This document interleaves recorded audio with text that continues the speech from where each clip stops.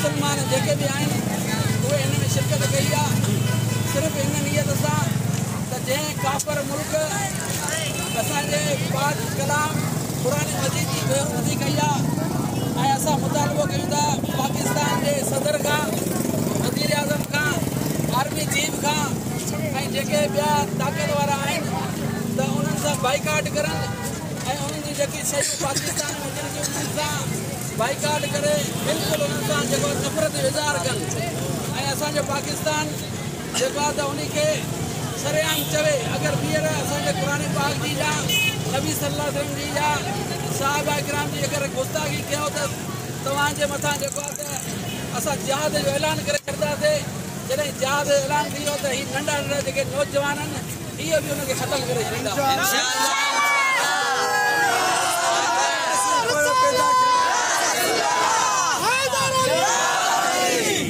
त दोस्तो असां हिन वक़्तु कावड़ में आहियूं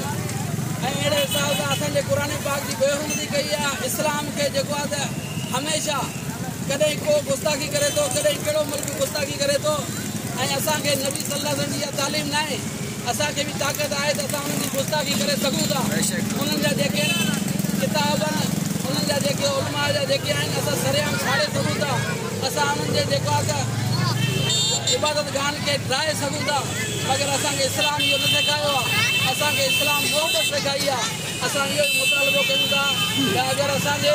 पाक कलाम जी जंहिं गुस्ताखी कई आहे उन खे सज़ा न ॾिनी वेंदी त असां सरेआम उन खे पाण सज़ा ॾींदासीं